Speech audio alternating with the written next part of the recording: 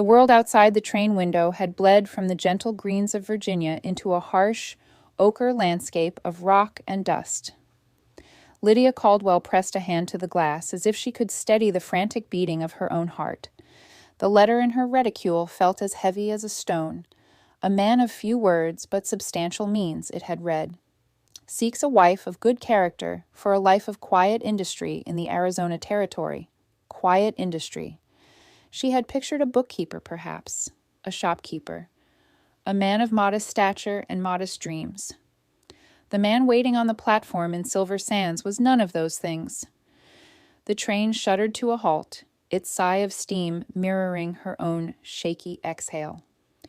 Gathering her skirts, Lydia stepped down into the blinding glare. The air was hot and dry, carrying the scent of dust, horses, and something wild she couldn't name. And then she saw him.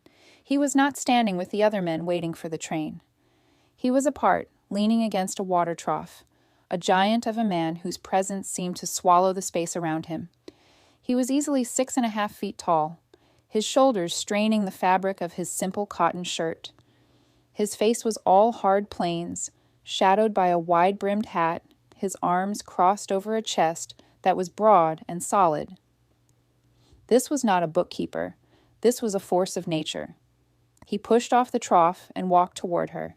His strides were long and measured, eating up the distance between them with an unnerving silence. He stopped before her, and Lydia had to tilt her head back, the sun framing his face and leaving his eyes in deep shadow. "Lydia Caldwell," he said. His voice was a low baritone, weathered and sure. "Yes," she managed, her own voice a thin reed in the desert air. "Caleb Blackwood." He didn't offer a hand. His gaze, now that she could see it, was a startling shade of cool blue, like the sky in deepest winter. They assessed her with a detached, practical air. "The wagon is here." He turned and picked up her 2 trunks as if they were filled with feathers, stacking one on top of the other and carrying them with an ease that was both impressive and terrifying. He did not look back. Swallowing the lump of fear in her throat, Lydia followed him to a sturdy, dust-covered wagon hitched to 2 patient-looking mules. He loaded the trunks and then turned to her. For a long moment, he simply looked at her, from the practical but now dusty bonnet on her head to the scuffed toes of her boots. "You understand the terms?" he asked. The terms of the marriage contract," Lydia stammered. "Yes, I am to keep your house and be my wife," he finished, his tone leaving no room for ambiguity. "In all respects, this is a partnership, but it is not a chaste one." The bluntness of his words stole her breath. Before she could form a reply, his hands were on her waist. They were immense, his fingers nearly meeting around her middle. He lifted her onto the wagon seat as if she weighed nothing. The sheer, unthinking strength of the act leaving her feeling both helpless and strangely exhilarated. The heat of his touch lingered through the layers of her clothing. He climbed up beside her, the wagon groaning and tilting under his substantial weight. With a soft click of his tongue, he set the mules in motion, and they rolled out of the scant civilization of Silver Sands and into the vast, open desert. The silence was profound, broken only by the creak of the wagon and the steady plod of the mules' hooves. Lydia clutched the edge of the seat, her knuckles white. She stole glances at him. His profile was stern, his jaw set, his eyes fixed on the horizon. He seemed carved from the same stone as the mesas that rose in the distance. "How far is the homestead?" she asked, desperate to shatter the quiet. "Half a day's ride," he said without looking at her. "We'll be there by sundown." "And what is it like?" "Small, isolated. You'll see it soon enough." The conversation, such as it was, died there. Lydia turned her attention to the landscape. It was brutally beautiful, a sea of reds and golds under an endless blue sky. The sheer scale of it made her feel insignificant. She had traded the crowded, predictable streets of Richmond for this immense and silent world. After several hours, the sun began its descent, painting the sky in fiery hues of orange and purple. The temperature dropped sharply, and a chill crept into the air. Lydia shivered, wrapping her arms around herself. Without a word, Caleb reached behind the seat and pulled out a thick woolen serape. He dropped it over her shoulders. The gesture was so unexpected, so at odds with his imposing silence, that she was momentarily speechless. "Thank you," she murmured, pulling the rough fabric tight. It smelled of horse, leather, and him. He merely grunted in response. Just as the last sliver of sun disappeared, they crested a rise and Caleb pointed with his chin. There. Nestled in a shallow valley was a small, flat-roofed adobe house. A corral held a few horses, and a small fenced area hinted at a garden. A thin wisp of smoke curled from a chimney pipe. It was stark, simple, and looked incredibly lonely against the vastness of the desert. "Home," Caleb said, and for the first time she heard a thread of something in his voice. Not warmth, exactly, but possession. He pulled the wagon to a stop in front of the house. This time, when he came to lift her down, she was slightly more prepared. Still, the casual power in his hands, the way her feet left the ground so effortlessly, sent a fresh jolt through her system. He set her down and immediately turned to unharness the mules. "Go on inside," he said over his shoulder. "Light the lamp. There's stew on the stove." Lydia pushed open the heavy wooden door and stepped into a single, shadowed room. It was Spartan but clean. A large fireplace took up one wall, a bed. A large, solid-looking frame, piled with blankets, took up another. A rough-hewn table and 2 chairs stood in the center. This was it, the entirety of her new world. She found the lamp on the table and lit it, a soft golden glow pushing back the darkness. The stew pot was indeed on the iron stove, still warm. She busied herself with ladling it into 2 bowls, her movements mechanical, her mind racing. Caleb entered, ducking his head under the doorframe. He brought the cool night air in with him. He took off his hat, revealing dark, unruly hair, and hung it on a peg. He washed his hands in a basin of water, then sat at the table, his large frame making the chair seem child-sized. They ate in silence. The stew was simple but good, flavored with herbs she didn't recognize. He ate quickly, efficiently, his eyes on his bowl. When he was finished, he pushed it away and looked at her. "You should get ready for bed," he said. His tone was not unkind, but it was final.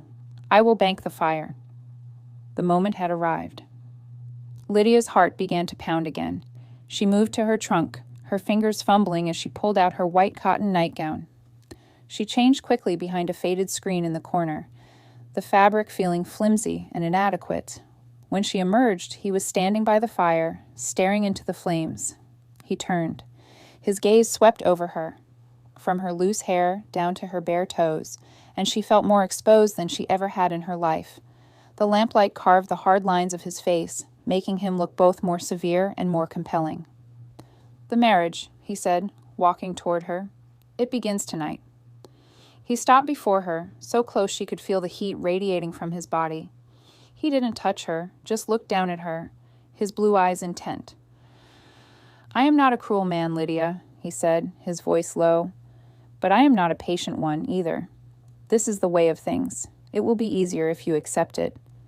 He reached out then, not for her hand, but to the collar of her nightgown. His fingers, rough and calloused, brushed against the skin of her neck, and she flinched. A flicker of something, impatience, crossed his face.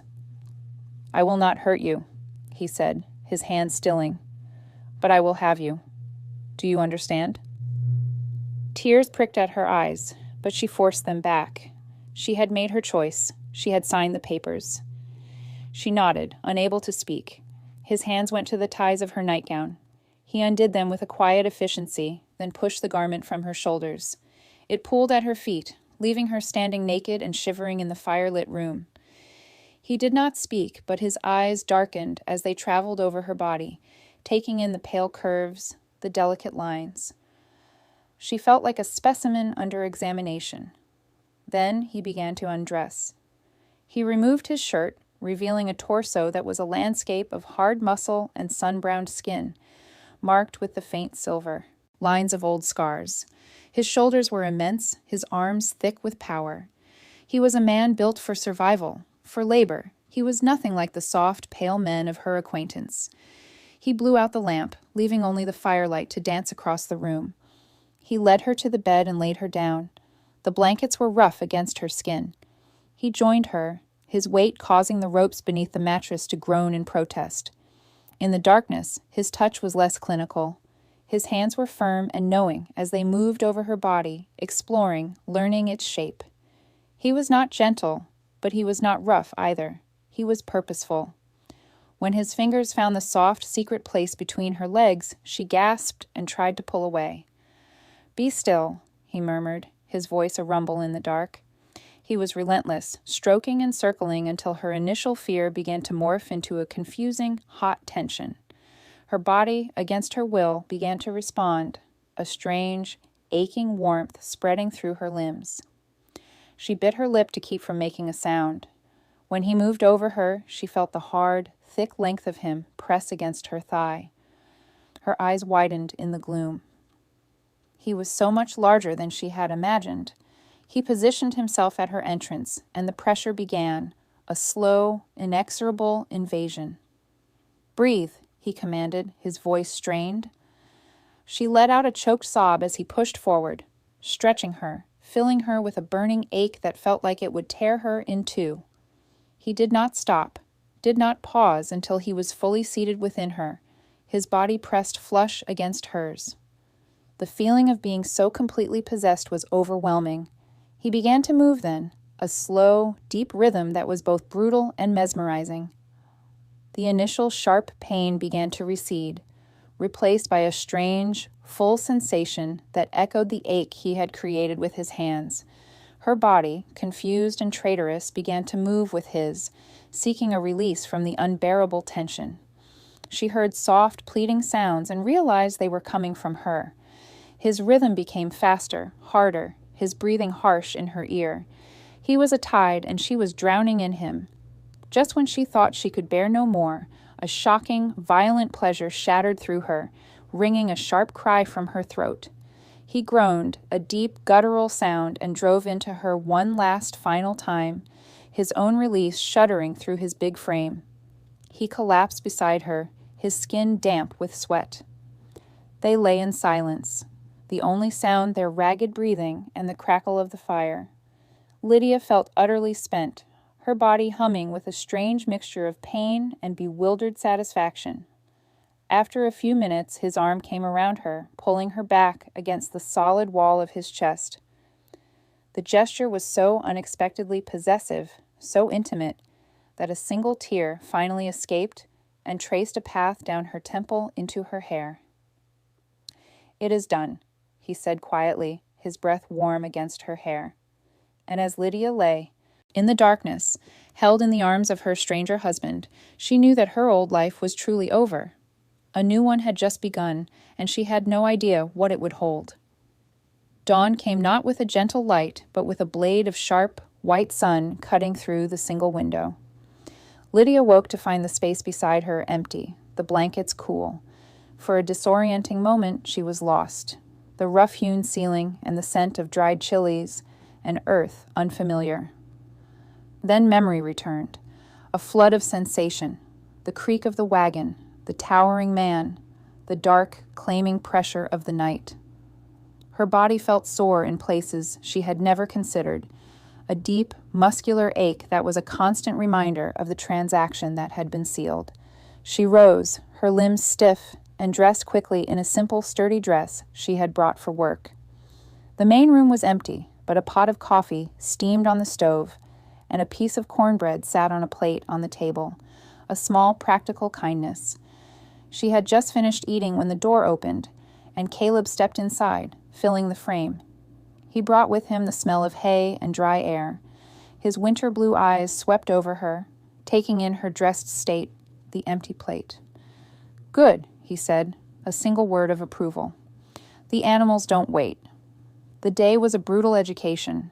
He showed her the well, its crank stiff and heavy, demonstrating how to draw the water without spilling the bucket. Her soft palms, accustomed to embroidery needles and piano keys, were soon raw and red. Next were the chickens, a flock of scruffy, clucking birds that scattered as he approached. He showed her how to scatter the grain, his large hands surprisingly deft as he checked for eggs, placing the warm, brown spheres gently into a basket. "They're just birds," he said, noticing her hesitation. "You're bigger, they know it." He led her to a small, walled plot of earth behind the house. The garden was a testament to stubborn life in the harsh soil, straggly tomato plants, hardy squash vines, and rows of beans. "Weeds steal the water," he explained, pointing to the unwanted plants that looked indistinguishable from the crops to her untrained eye. "Pull them. Every day." The sun climbed higher, a relentless brass coin in the sky. Lydia's dress stuck to her back with sweat. Her head throbbed from the glare, and her back ached from bending. In Richmond, the height of summer was a languid affair of iced tea and shaded porches. Here, the heat was a physical adversary. At midday, they retreated into the relative cool of the house. Caleb ate cold beans and more cornbread, watching her as she listlessly pushed her food around her plate. "The sun is a weapon here," he stated. "You'll get used to it, or you won't." "I will get used to it," she said, the defiance in her voice surprising even her. A ghost of something, not a smile, but its distant cousin, touched his lips. "We'll see." The afternoon was dedicated to mending a section of the corral fence. He handed her a pair of heavy leather gloves, too large for her hands. "Hold this post steady," he instructed. He hefted a maul, a massive hammer that she would have struggled to lift, and with 3 powerful, precise blows, he drove the new post deep into the hard ground. The force of the impacts vibrated up her arms, rattling her teeth. She watched the flex of muscle in his back and shoulders, the sheer economy of his strength.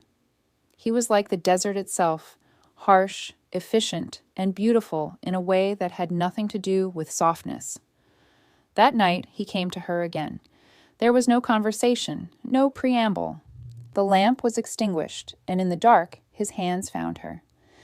This time, there was less hesitation in his touch, less clinical exploration. It was still purposeful, direct, but there was a new intensity to it. Her body, still tender, remembered the strange alchemy of pain and pleasure from the night before. As his calloused palms skimmed over her ribs, cupped her breast, she did not flinch. When he entered her, the initial burn was there, but it faded more quickly, replaced by that same bewildering, coiling tension. This time, she did not bite back her sounds. A low moan escaped her as he moved, and she felt his rhythm stutter, his breath catch. He drove deeper, and her hands, which had been lying passive at her sides, came up to clutch at his arms, her nails digging into the hard muscle. His release was a silent, powerful shudder, and when he collapsed beside her, he did not immediately pull away. Days bled into a week, then 2. A routine established itself, carved from dawn to dusk by hard labor. Lydia's hands blistered, then calloused. The sun baked her pale skin to a light gold. She learned to distinguish a weed from a bean plant, to collect eggs without startling the hens, to knead bread dough until her arms ached. Failure was a constant companion. She burned a pot of beans beyond recognition. She overwatered a section of the garden, turning the earth to mud. Each time, Caleb would simply look at the result, grunt, and show her again, his patience a vast, silent thing. He was a man of few words, his communication a language of gestures and actions. A pointed chin indicated a task. A slight nod was high praise. She, in turn, learned to read the subtle shifts in his stillness, the meaning in his silences. One evening, after a particularly long day repairing the roof of the lean-to, they sat on the rough-hewn bench outside the house. The desert sky was a breathtaking spill of stars, so thick and bright it felt like you could reach up and stir them with your hand. "It's so loud," she whispered, without thinking.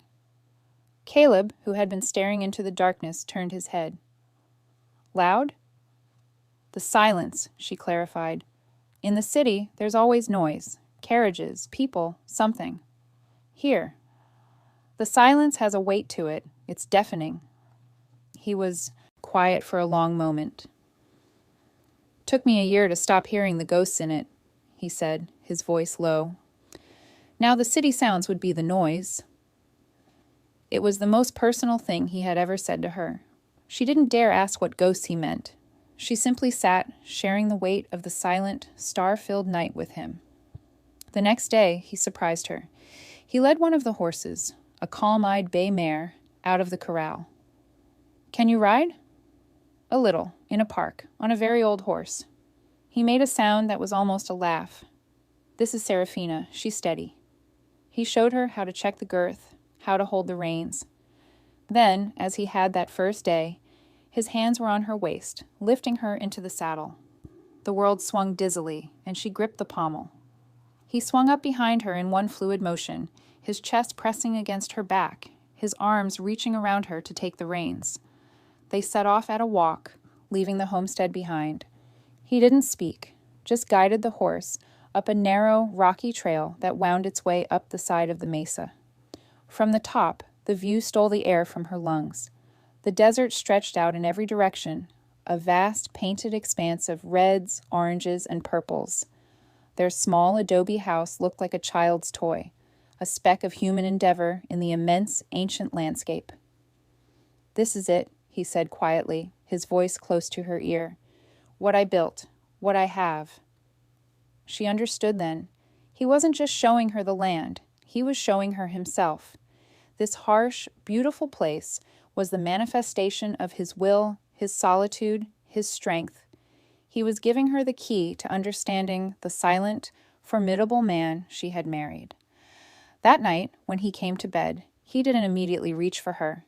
He lay on his side, facing her, his head propped on his hand. The moonlight through the window silvered the hard line of his shoulder. "Lydia," he said. Her name was still a rough sound in his mouth, but it was no longer a statement of ownership. It was a question. "Yes, Caleb?" He didn't answer with words. He leaned in and kissed her. It was not the claiming of the first night, nor the practice taking of the nights that followed. This was slow, tentative. His lips were surprisingly soft, moving against hers with a questioning pressure. Her heart hammered against her ribs, a frantic, hopeful rhythm. Her lips parted on a sigh, and the kiss deepened, becoming a silent, desperate conversation. When he entered her this time, it was with a new, aching slowness. His eyes were open, locked with hers in the moonlit gloom. The connection was no longer just physical. It was a gaze held, a breath shared. The pleasure that built was different too, deeper, richer, a rising tide that felt less like a surrender and more like a joining. When she cried out, it was his name, clear and sure in the quiet room. And when his own release came, he buried his face in her hair, his body trembling, not with brute force, but with a vulnerability she had never seen in him. Afterward, he did not turn away. He gathered her against him, her back to his chest, his arm a heavy, secure weight around her waist. He pressed a single, quiet kiss to the curve of her shoulder. Lydia lay awake for a long time, listening to the steady beat of his heart against her back. The desert outside was silent, but the silence within her was finally completely peaceful. The transaction was over. Something else had begun. The change was not in the landscape, which remained a vast, unyielding expanse of rock and sky, but in the air between them. The brittle silence that had filled the adobe house was now a comfortable quiet, woven through with the unspoken language of shared labor and shared nights. Lydia's body no longer protested the dawn, it anticipated it. Her hands, once soft and useless, were now strong and capable, their new calluses a source of private pride. One morning, as she was scattering grain for the chickens, she noticed Caleb watching her from the corral, his expression unreadable. He had been gone before first light, returning with a fine layer of dust coating his boots, a sign he had been riding the outer fences. He walked over, his shadow falling across her. "Get your hat," he said. "I need to check the stock in the high pasture. You'll come." It was not a request, it was an invitation into a part of his world he had previously kept separate. She nodded, a thrill coursing through her that had nothing to do with fear. They rode double on his stallion, Ajax, a powerful beast that seemed to respect only Caleb. The trail was steeper and more rugged than the one to the mesa. Lydia clung to the back of the saddle, the muscles in her thighs burning, but she refused to complain. They emerged onto a high plateau where the air was cooler and a thread of green followed a tiny, spring-fed creek. A small herd of cattle, lean and wild-eyed, lifted their heads to watch them pass. "This is the heart of it," Caleb said, reining in Ajax. "The water here doesn't fail. It's what makes the rest possible." He dismounted and helped her down, his hands lingering on her waist for a moment longer than necessary. He pointed out a newborn calf, wobbling on unsteady legs beside its mother. "Life finds a way, even here. You just have to be tough enough to guard it." He was not just talking about the cattle. He was talking about himself. He was talking about her. She looked at the rugged land, the tough animals, the man who had carved a life from this stone and dust, and felt a fierce, protective love bloom in her chest. It was not the fluttery feeling from the novels she'd read in Richmond. It was solid, like the adobe of their home. It was a choice, reaffirmed with every passing day. That evening, as Lydia stirred a pot of rabbit stew, Caleb came in and placed a small, cloth-wrapped bundle on the table beside her. "For you," he said, and then turned to wash up, as if he had done nothing of consequence. She untied the string. Inside was a knife. It was a beautiful, practical object. The blade was sharp and clean, the handle carved from dark, polished wood that fit perfectly in her palm. It was a tool for a partner, not an ornament for a wife. It was the highest compliment he could have paid her. "Thank you," she said, her voice thick. He grunted in response, but she saw the way his shoulders relaxed, the slight satisfaction in his posture. The seasons began their subtle turn. The blistering heat of the day gave way to cooler nights that carried the scent of juniper and sage. Lydia's garden, which she had nurtured from near failure, produced a final, triumphant harvest of squash and beans. She had learned the rhythms of the land, when to plant, when to harvest, when to simply endure. One afternoon, a rider approached the homestead. Lydia, who was mending a shirt of Caleb's on the porch, felt a jolt of alarm. Visitors were rare. Caleb emerged from the barn, his hand resting near the pistol on his hip, his body tense. The rider was a man named Eli, a neighbor from a spread 20 miles to the south. He brought news of cattle rustlers working the territory. "They hit the Henderson place 2 nights ago," Eli said, his face grim. "Took 5 head. Shot old man Henderson when he tried to stop him. He'll live, but it was close." Caleb's jaw tightened. "They won't come here." "Your herd's the prize in these parts, Blackwood. They'll come." After Eli had ridden away, Caleb's silence was different. It was not the quiet of a man at peace with his thoughts, but the focused stillness of a predator waiting. He spent the next days cleaning his rifle, checking his ammunition, his movements precise and deadly. Lydia watched him, the old fear trying to claw its way back into her heart, but it was no longer fear of him. It was fear for him, for them. The life they had built felt suddenly fragile, threatened by a violence from the outside world. 3 nights later, she was woken not by a sound, but by the absence of one. Caleb was not in bed. She rose and saw him standing by the window, a dark silhouette against the moonlit glass, his rifle in his hand. "What is it?" she whispered. "Horses," he said, his voice barely a breath. "Down by the canyon trail." Her blood ran cold. He turned to her, his face all hard angles and shadows. "Take the rifle. Bar the door after I leave. Do not open it for anyone but me. Do you understand?" She nodded, her throat too tight for words. He pressed the heavy rifle into her hands. Then he did something he had never done before. He cupped her face in his hands and kissed her, a hard, desperate kiss that tasted of fear and iron resolve. "No matter what you hear," he said, his voice rough, "you stay inside." And then he was gone, melting into the darkness like a ghost. The silence that followed was the loudest she had ever heard. It was filled with the pounding of her heart, the rush of blood in her ears. She barred the door as he had instructed, the heavy wood a flimsy shield against the unknown. She stood in the dark, clutching the rifle, her knuckles white. She was no longer the woman who had stepped off the train, terrified of the man she was to marry. She was the woman who had built a life with him, and she would not let it be taken. Time stretched and warped. Then a single gunshot cracked the night, its echo rolling across the canyon like thunder. Her heart stopped, then another shot, and another. A man's shout, cut short. The sound of horses panicking, riding hard. Then silence again. She waited, frozen, for what felt like an eternity. Then a low whistle, the call of a nighthawk, the signal he had taught her. She fumbled with the bar, her hands shaking, and pulled the door open.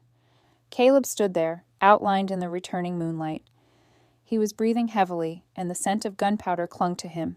He was unharmed. "They're gone," he said, his voice flat. "Won't be back." The tension shattered.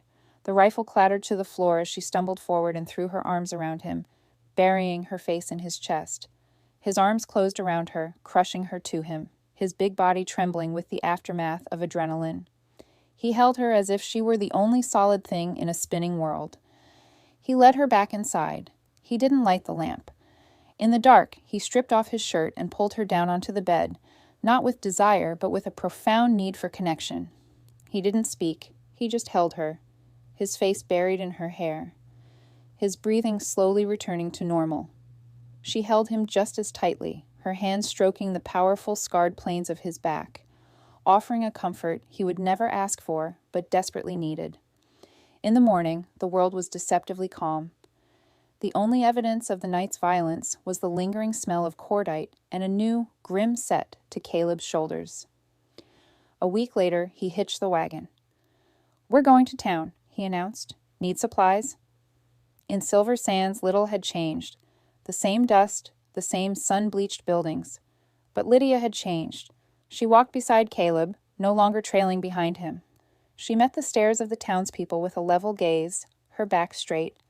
She was no longer an outsider. She carried the desert in her bearing. While Caleb conducted his business at the mercantile, she wandered to the small, whitewashed church at the end of the street.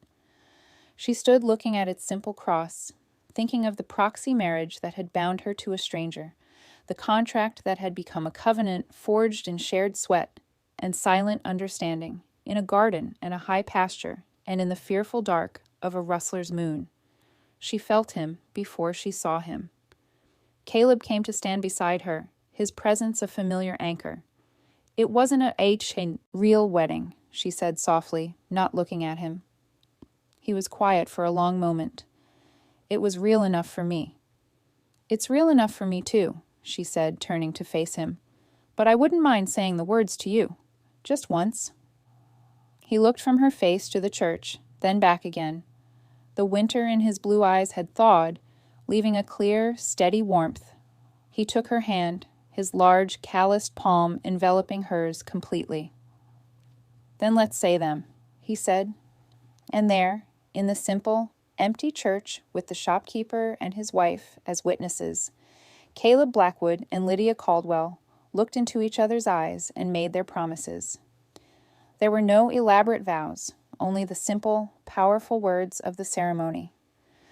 But when he slid a simple, silver band onto her finger, and when she said, "I do," the words carried the weight of every hardship endured, every quiet moment shared, every fear faced together. On the wagon ride home, as the sun set behind them, painting their adobe house in golden light, Lydia knew she had not just found a refuge from a life she didn't want. She had built a life she could never have imagined. She had not just tamed the wild giant of the desert. She had earned his trust, his respect, and his quiet, unwavering love, and he had helped her discover a strength in herself that was as enduring as the land they called home.